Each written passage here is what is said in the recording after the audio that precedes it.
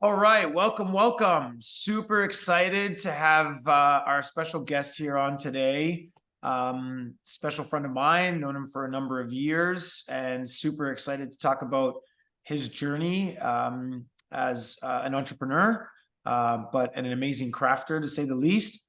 Looking forward to kind of going through the story, but also want to give everybody here who's listening a real life connection to an entrepreneur to kind of share the insights of what he's gone through and really how to build an amazing business and to build an amazing brand. So without further ado, Dino Caracciolo, really excited to have you on. Thank you so much, man. Super pumped for you to be on this. Hey, Roger, how you doing? Thanks so much for having me. I'm pleased to be here to speak with you. Yeah, no, thanks. I again, as I mentioned, you're a dear friend. I've known you for a number of years. We've had many conversations, raw and real and one-on-one. But I'm just super excited to have everybody hear your story. There's so many parts of your story that can resonate with so many of, our community of makers, people in the entrepreneurial world, individuals that are maybe deciding to get into this business. The ups and downs of being an entrepreneur is evident. I mean, we all go through it. But I love being able to share your story and for you to be allowing us to kind of have this opportunity, which is incredible.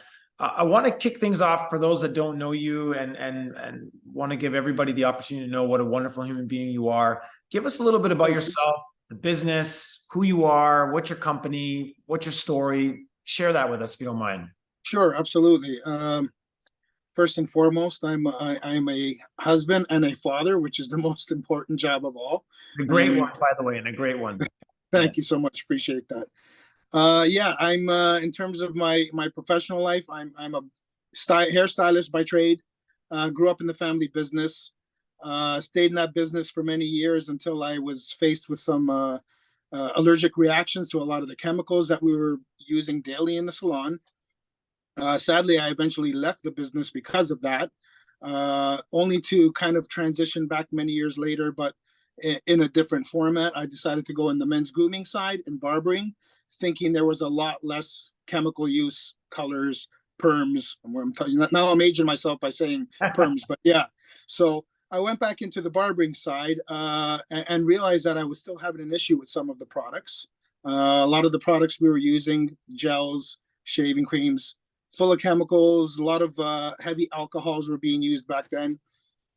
So that kind of led me on a path to where I wanted to be able to stay in that business and use products that were better for me and better for my customer. So we basically started with a shaving cream, very simple. I formulated a basic shaving cream, found a local lab that was willing to help me to kind of refine that and do everything that we needed to do to make it perform well and be safe. And that was it. I figured, okay, I got my shaving cream. My specialty at the time was old school straight razor shaving on my customers. In fact, that's where we met. For everyone out there, Roger was actually lying back in my chair getting a shave. That's right. But yeah, then it just kind of snowballed into customers loving it. Can I buy this? And we realized we had something good on our hands. So I basically just dove deep and started coming up with more products for the men's grooming market. Shaving creams, shampoos, conditioners. Everything at that time I was making was sulfate and paraben free, better alcohols, lower percentage of alcohols, all the things that I knew were affecting me. And that's not to say that sulfates and parabens and all these ingredients are bad. They just weren't good for me. Those were the things when I got tested for allergies, those were the things they determined that were affecting my skin. So that line I developed basically sulfate and paraben free for that reason. I decided to add more stuff, more SKUs to the brand because, again, once you start a business like that, you don't know where it's going to take you. Yeah. But if you start to wholesale and you start to get to stores, it's one thing when you're dealing direct to consumers. But as you get into stores, you'll quickly realize that those shop owners always want something new. Every season, what's next? Okay, we have this now. What can you give us next? So it led me down a path where I said, you know what, maybe a candle would be a great thing under the men's grooming brand. A Barber-made candle, Barber type scent, very masculine scent at the time. So I found myself a manufacturer that was willing to help me. It was a little tough because the minimums in this business for anybody that's doing this kind of stuff will realize sometimes, well, back then the minimums were really high. They're a lot lower now. It's a lot easier, more accessible to work with companies now. Yeah. But back then, the minimum was, I believe, 1,000 pieces. I managed to work them down to 500, which was still a lot. But I was opening a lot of doors on the wholesale side. We were getting a lot of accounts, a lot of shops. So I figured 500 pieces is doable. And it worked great. The candle was beautiful. We worked closely with them to develop this candle with our scent. And it went great. And the following run, I went back to them and they decided they were bumping up not only their price, but they were bumping up their minimums to 2,000 pieces now.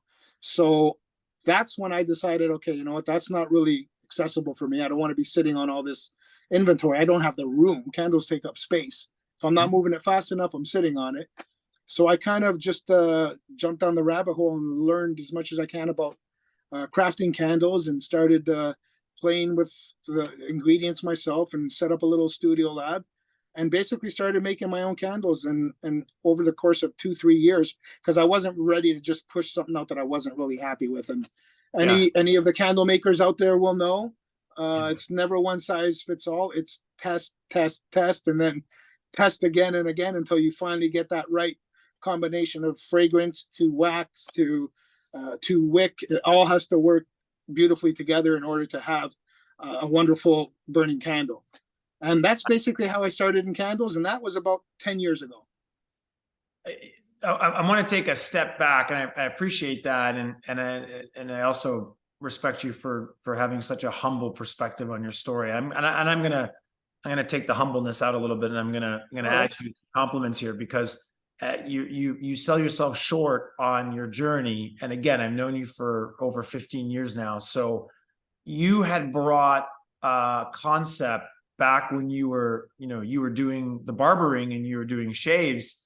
And when I was a customer of yours, not anymore, as you can tell, but when I was a customer of yours, you took something that was relatively old school, the barbering concept, and you were effectively one of the first, as far as I was aware, to really make it very relevant, because you brought a brand to the service. And what I mean by that is, when I thought of barbering, I immediately thought of you, your presence, the relevance of the products you wanted to use, the story behind why you created the products you were using for your customers. And that was really the beginning of this amazing journey you've been on. And you became the brand behind the service. And not many people can do that. Like, that's a gift, because, a lot of us could easily, commoditize a service, right? It costs me this to get this done. And then, there's the loyalty aspect of a relationship. But you did something so cool. You made a brand out of what was perceived to be an unbrandable thing, in my opinion. And it's such a cool experience to be a part of, because you created this feeling of, if I didn't go and see you, I'm missing out on what you had as the latest and greatest, right? And I think it's so cool to be a part of. And being in this space, you were using, you said paraben free and all of the things that you put a focus on that is really relevant today, you were doing 15 years ago consciously as your main brand exposure. Whereas, this is becoming a bigger focus, I would say, in the last maybe 6 to 8 years. You were doing it 15 years ago and solely riding on that, which is so critical. And you've managed to do this, I'll say effortlessly, in the sense of always having, in my opinion, one of the coolest brands in your arena. Understand that there's been obviously a journey behind it, but you do it with such ease. And I'm so proud of you. B, I just feel so grateful to kind of be a part of your story and to learn that as a business. I love listening to entrepreneur stories, and yours is such a fascinating one. So I appreciate the story you've given everybody about your history. I just wanted to add a little bit more, varnish and shine to it, because it needed it. And I think it's important for people to understand. Absolutely. You owned a name before the name even existed, to say the least, which is super critical. And something that I think everybody, is aware of, or needs to be aware of, as they embark on their journey. Let me kind of add a question here that continues with this conversation.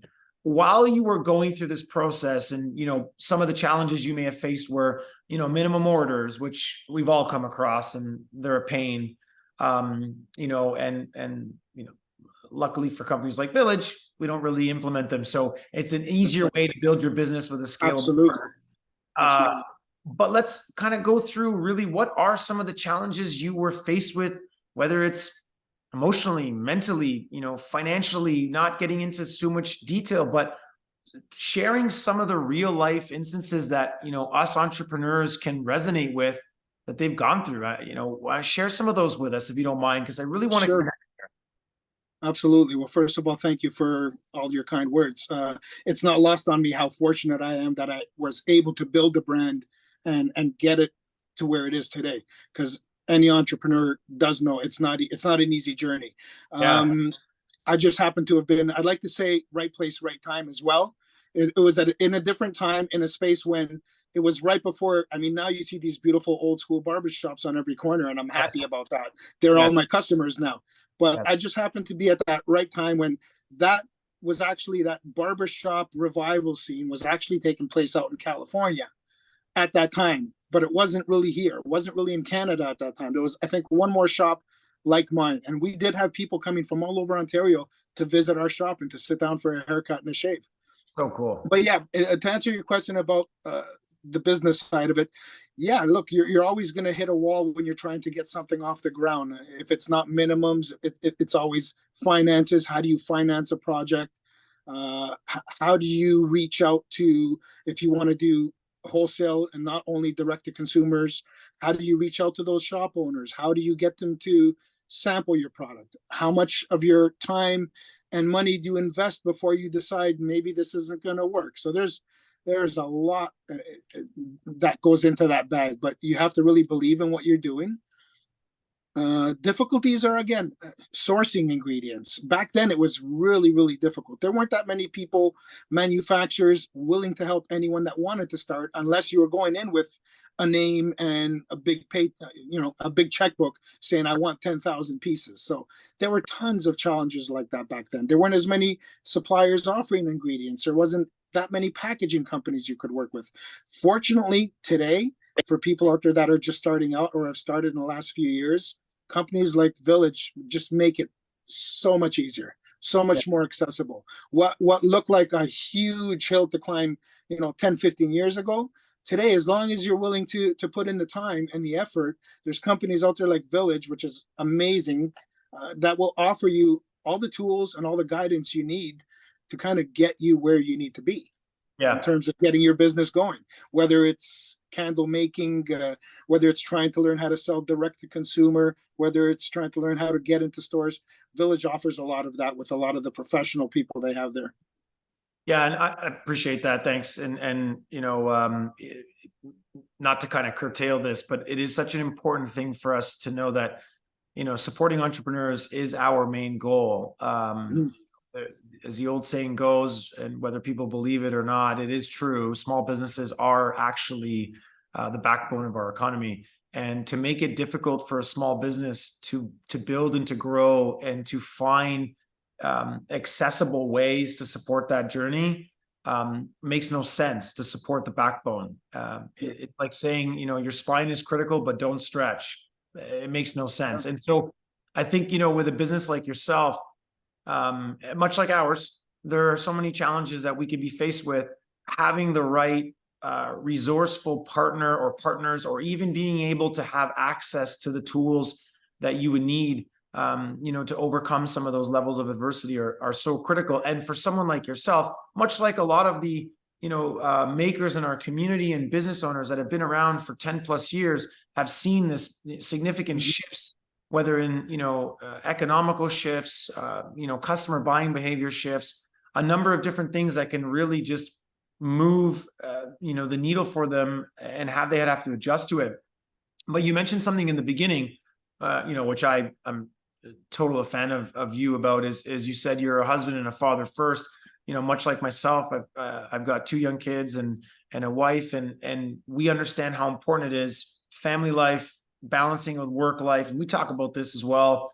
We try to be the best husband and father we can be while trying to build our businesses and grow. There's a lot of people in this space that are in the exact same situation where they're trying to balance family and business. Talk to me about when you're building your business. What were the challenges you were faced with, or how did you balance it from building your business, accommodating the growth, dealing with some of these business challenges, but you still need to be a husband and a father? Walk us through that. Yeah, of course. That's always the biggest challenge, especially if you're a family person. You're going through this with your son now. You're a soccer coach. I was never a soccer coach, but I was a huge soccer fan, and my son played his whole life. So there were those times where, you know what, you're gonna miss those big games. Unfortunately, business doesn't always allow you to escape when you want to escape. So Yeah, for me, that was the most challenging thing. I could overcome the financial and all the other, bumps and bruises along the way, but missing family stuff is always the hardest thing. But again, if you have the support of your family, that's how you can grow your business. yeah, That's the most important thing. Family has to be supporting you. And I'm fortunate that as my kids grew up around me having that business, it has kind of become a family business. My wife is involved in the business. My son works hands on here with me. My daughter's behind the scenes handling a lot of the social, love a it. lot of the customer reach out. So, and they actually helped me develop into growing the business to a point that I probably wouldn't have without their help. As my children got older, they saw what I was doing. They took an interest, and we basically developed another line that would kind of accommodate what they were going through. They wanted something a little more youthful. They wanted fragrances that weren't just made for men in a barbershop. They wanted hand creams and lotions that could appeal to all genders, not just men. So because of my family, I kind of moved into that space as well now. So yeah, Love it. having a business is difficult, but family support is the most important thing. Yeah, I love it. And you touch up on something that is so critical that I'm a huge endorser of. And if you can, I encourage everybody to get, their significant others and children somewhat involved in the business. Even if it's not necessarily hands-on, having awareness of what's going on in the business, making your kids see what you're going through, whether it is a branding change and maybe kind of having them suggest if they like the colors of your new brand or the design, or even just having them smell fragrances if you're coming up with a new seasonal product line. Absolutely. That level of involvement also brings them so much connection to what mom and or dad is doing in their business, and they feel this sense of purpose. And it's absolutely amazing, to experience that with the Oh kids. yeah, yeah. Um, It's fantastic, and it also prepare them. Look, I at that point I didn't know if my children wanted to be involved. I mean, they're 24 and 26 now. So even if they didn't want to be involved, just watching and being close by the business will in some way prepare them for what they're going to be doing out there and what they're going to be faced with in their daily lives in business somewhere else. But I'm fortunate that they are slightly involved. no, that's awesome, man. That's awesome. Um, Kind of want to put this all together and put these 2 points into one, and you could touch up Sure. on it quickly. That would be great. When it comes to packaging and the product design, whether it's for seasonality or whether it's for a new product launch, walk us through quickly what goes in the mind. What's your process? What do? Are you whiteboarding it? Are you thinking in your head? Are you going on your phone? What are you doing? What's your process, and how do you come up with these types of these product designs and concepts, whether it's a new bottle for packaging or whether it's Good. a new fragrance, within one of your new products? Sure. Fortunately for me, and unfortunately, we're a small brand. When it's a big brand, there's a lot more people involved, and it sometimes makes it easier. It can also sometimes make it a little bit more difficult because I'm stubborn and I kind of know what I like. So for me, being in charge of all that pretty much on my own, it's just a lot of yeah, kind of whiteboarding on the phone, looking at different packaging that's available, new items, looking at the trends, and I really also just look at. I know what I like. I like cool stuff. I get a vision in my head and I kind of work from that.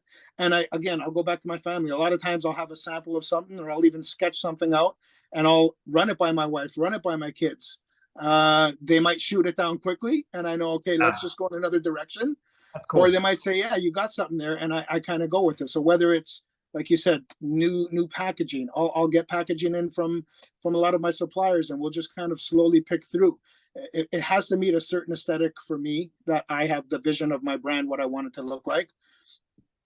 Fragrances, same thing. I'm fortunate enough that I get to bring this stuff home and let the family sniff it out. And not only the family, you know where I'm located over here. Our little studios out here in Kleinberg Village with a lot of little businesses around. Yeah. All people will, in the village will see me kind of darting back and forth. So I'm walking across to the salon and I'm asking them to look at stuff and smell stuff. Then I'm Yeah. across at the cafe and I'm doing the same thing over there. Love that. And I'm also making samples for a lot of the community around here. And I ask them, take it home, try it out, smell it, let me know what you think.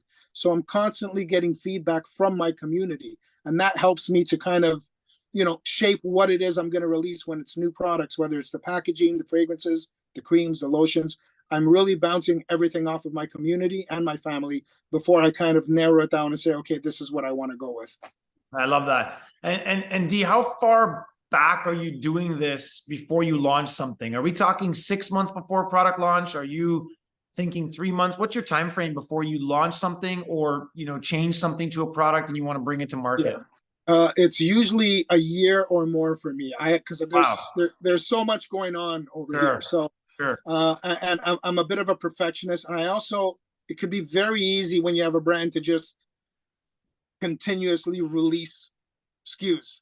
What I'm finding with the shops that I work with and the small boutique shops that I sell to is too many SKUs sometimes could be a little overwhelming for them.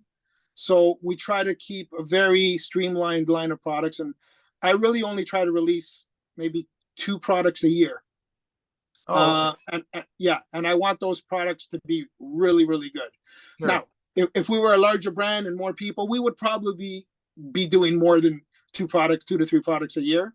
But the way it is right now, it's 2 products, sometimes 3 in a season. And again, it goes back at least a year because I really, really like to test and get a lot of feedback. Like we have for example, a hair texturizing powder. They've been out for years, and I've been playing around with them for years and going back and forth. Is this a SKU that I think will work for my customers? Are they going to want it?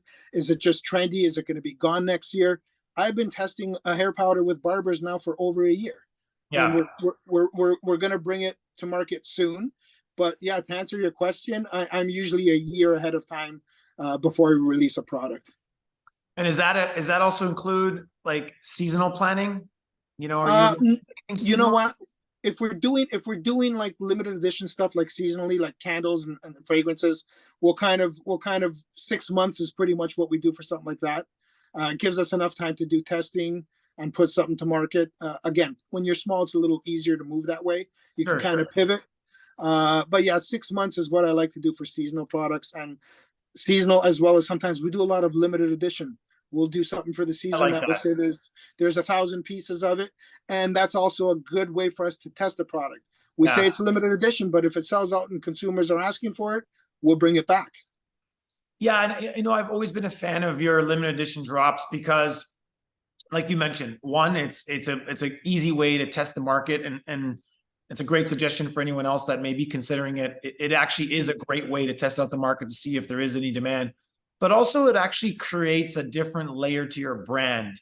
You're not out there just dumping product and expecting everybody to buy it. You're actually curating this demand through these limited drops, right? And I think that's such a cool aspect, specifically within the consumer market. I think that's a really exciting thing because then it makes people look forward to what the next one could be, and they Absolutely. want to get in there as fast as possible. So definitely something for people to consider, while they're doing this and building Absolutely. product The, lines. the one thing I do like about the candle aspect of the business, though, is that's one item that we can move a little faster on. Yeah, When you're doing hair products and when you're doing pomades and gels and stuff that has to go on the body, there's a lot more testing involved. sure. So you can't move as quickly.